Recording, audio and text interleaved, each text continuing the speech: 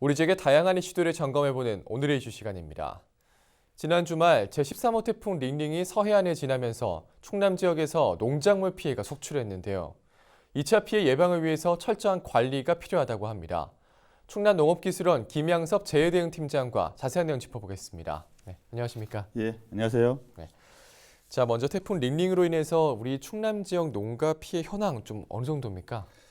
예, 지난 7일 충남 지역을 휩쓸고 간 제13호 태풍 링링으로 우리도에 많은 피해가 발생하고 있는데요. 네. 특히 이번 태풍은 비보다는 바람의 피해가 더 컸습니다. 현재까지 집계된 피해 현황을 살펴보면은 벼 도복이 2,344헥타르로 가장 많고요. 이어서 과수 낙과 피해가 2,183헥타르, 네. 비닐하우스 등 농업시설물 피해가 143헥타르, 밭작물 도복이 95헥타르로 총 473헥타르에서 피해를 입었는데요. 네. 시간이 지날수록 피해 면적은 더욱 증가하는 상황입니다. 네. 피해 상황에서 볼 수 있듯이 이번 태풍은 비 피해보다는 바람 피해가 특히 많았던 태풍으로 보여집니다. 네, 말씀하신 것처럼 강풍으로 인한 이 과수작물 피해가 컸을 것 같은데 상황이 좀 어떤가요? 예, 그 배 과수 등 과수 낙과 피해가 특히 많다고 보여지는데요. 네. 지금 시기가 거의 익어가거나 수확 시기라서 과일이 크고 무겁기 때문에 낙과 피해가 더욱 컸습니다. 네. 또한 지형과 지형 형태, 생육 상태에 따라서 낙과 비율에 큰 차이가 보이는 상황입니다. 네. 배는 1,782헥타르 면적에서 10에서 50%의 낙과율을 보이고 있고요. 네. 이거는 충남 전체 면적의 70%를 차지하고 있는 상황입니다. 예.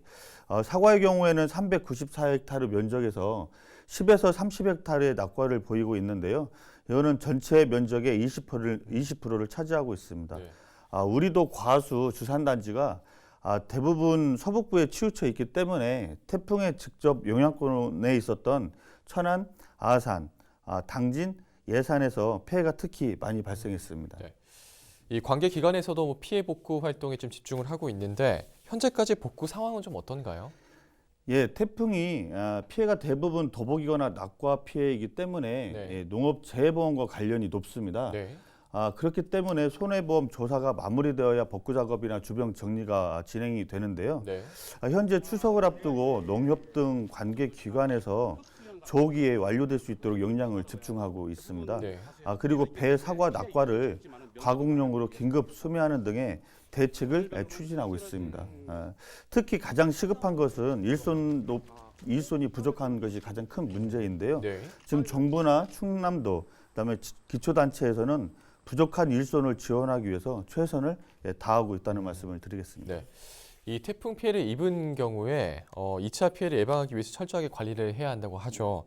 먼저 벼 재배 농가에서는 좀 어떻게 조치를 해야 할까요? 예, 벼는 도복 피해가 많이 발생했는데요. 피해를 줄이기 위해서는 먼저 쓰러진 벼의 경우에는 조생종 품종은 논물을 빨리 뺀 후에 수확하여 쌀 수량이나 품질 저하를 막아주는 것이 중요하고요. 네. 중만생종은 논물을 뺀 후에 쓰러지거나 쏠려 있는 벼를 일으켜 세우거나 반대 방향으로 젖혀주는 것이 필요합니다. 네. 통풍이 잘 되게 해서 줄기나 이삭서금, 수발화를 최소화하는 것이 좋습니다. 네. 끝으로 바람을 맞거나 스쳐서 발생된 상처 부위로 병균이 침투해 병에 걸리기 쉬운데요. 네.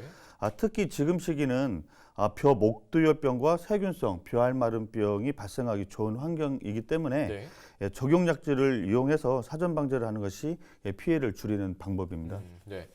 자, 이 과수농가에서는 낙과 피해가 심한 상황인데 과수농가 좀 어떻게 관리를 하면 좋을까요?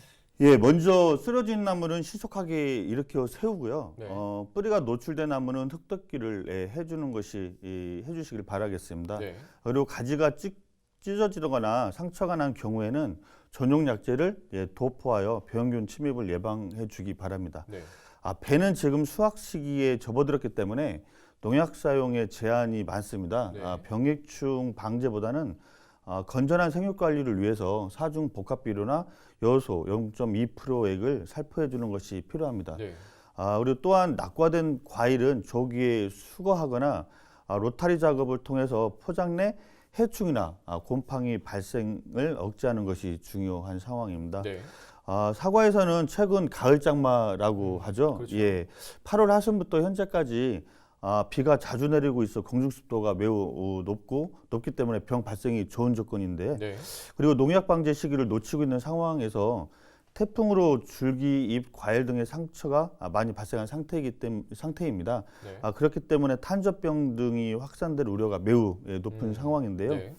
일기예보를 살펴보면 추석 연휴 기간에도 비가 자주 내리는 것으로 예상하고 있습니다. 네. 적기 방제를 위해서는 비가 그치면 바로 농약 방제를 살포하시거나, 농약을 살포하고 나서 2시간 지나면 약효가 있습니다. 그렇기 때문에 비가 잠깐 멈춘 시간을 이용해서라도 약재 방제를 하는 것이 중요합니다. 네.